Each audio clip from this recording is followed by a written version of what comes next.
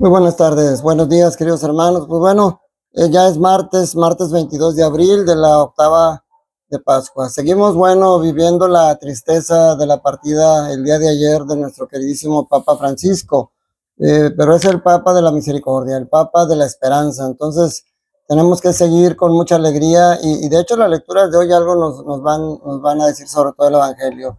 Estamos tristes porque era un gran hombre, nos dejó tantas enseñanzas, reflejaba la misericordia de Dios, pero estamos alegres porque ha ido al encuentro con el Señor y porque tuvimos la oportunidad de tenerlo, pues creo que fueron 12 años, 13 años en el pontificado en el que nos ha dejado grandes enseñanzas. Sigamos orando por Él y Él estará orando por nosotros. Pero tenemos que seguir.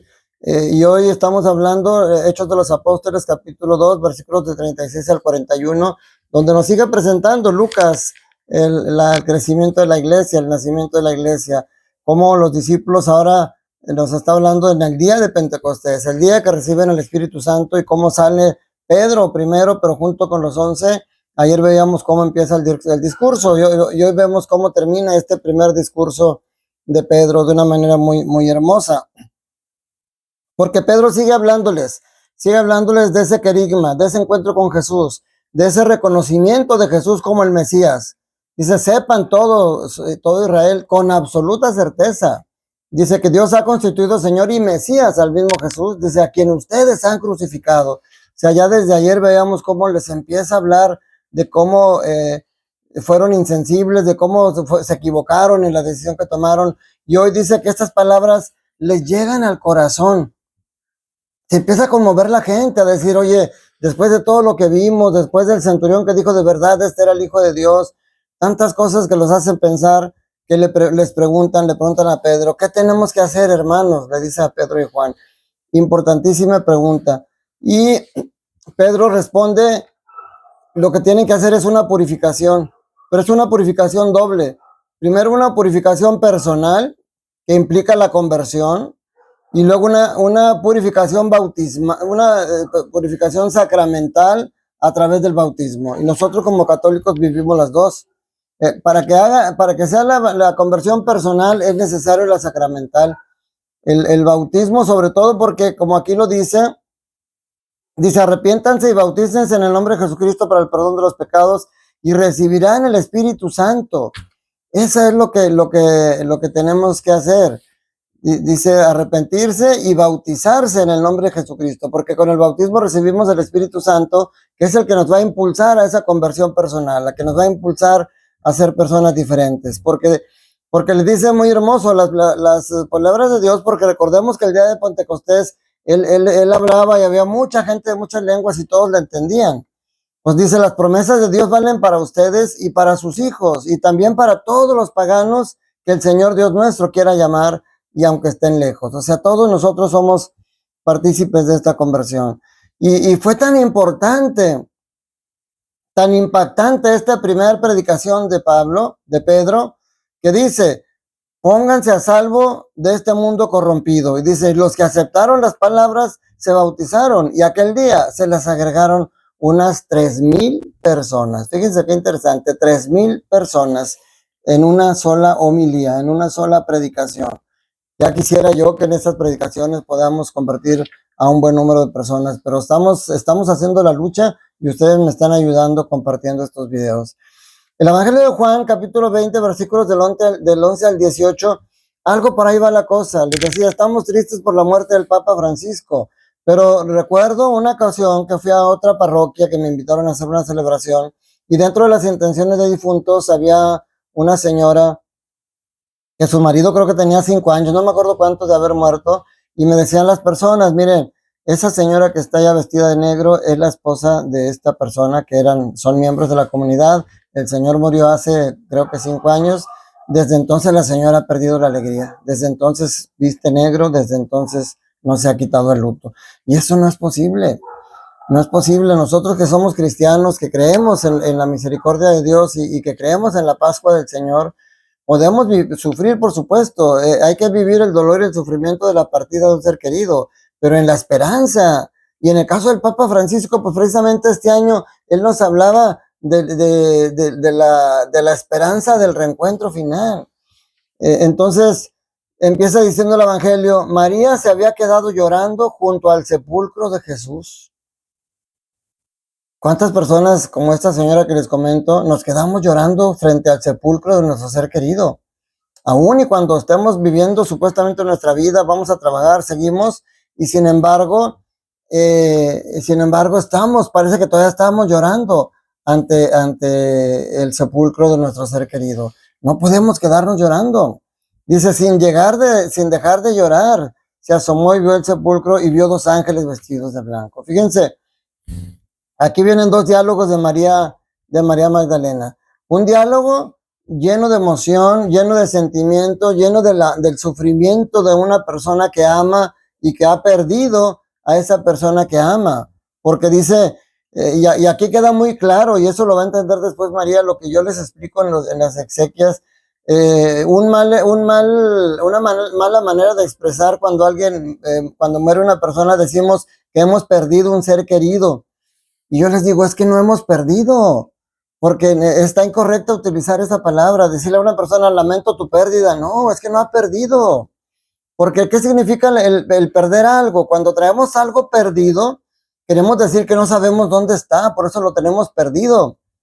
Pero cuando muere un ser querido, los católicos sí sabemos dónde está, por eso no lo hemos perdido. Se ha hecho una pausa en nuestra relación. La relación va a ser diferente ahora, porque ahora desde el cielo seguirá en compañía de nosotros, en nuestro recuerdo, en nuestro amor, en todo lo que ya sabemos, pero no lo hemos perdido. Por eso, dice, en este diálogo con los ángeles le preguntan a María, ¿por qué estás llorando, mujer? Y ella le contestó, porque se han llevado a mi Señor y no sé dónde lo han puesto. ¿Se fijan? Está llorando porque lo ve perdido, porque no sabe dónde lo han puesto. Ese es el problema cuando no logramos quitarnos el dolor de un ser querido porque sentimos que lo hemos perdido. Y lo primero que tenemos que estar claro es que no lo hemos perdido. Yo no he perdido a mi padre que murió hace 40 años. Yo no he perdido a mi hermano que murió hace 6, 7 años. Yo no he perdido a mi nieto Dante que murió hace 6 años. O sea, no los he perdido porque sé dónde están. Y sé que un día voy a tener ese reencuentro con ellos. Y luego viene el segundo diálogo.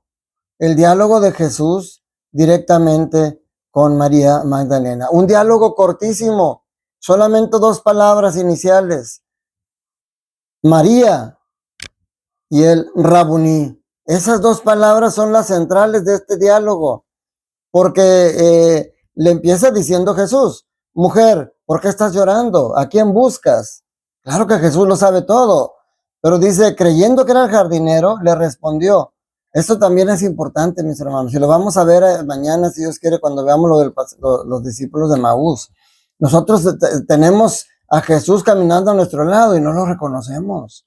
María no lo reconoció y le dice, si te lo has llevado, dime dónde lo has puesto.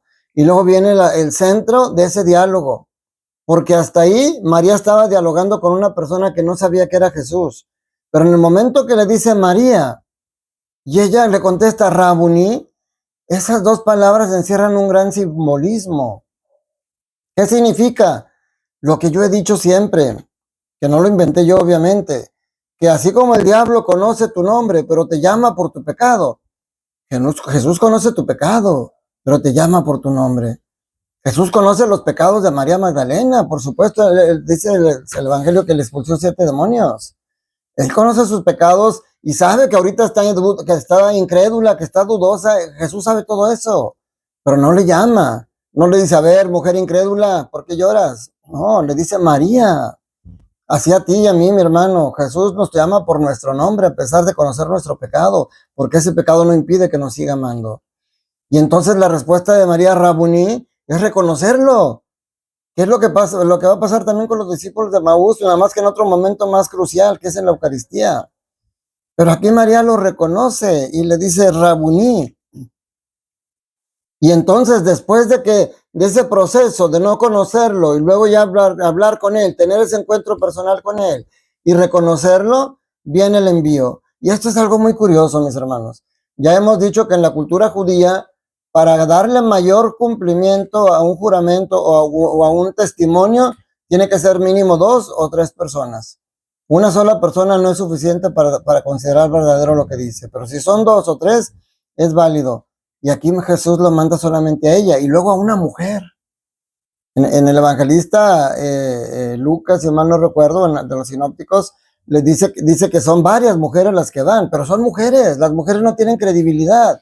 Y aquí a Jesús manda a una mujer y es a una sola persona.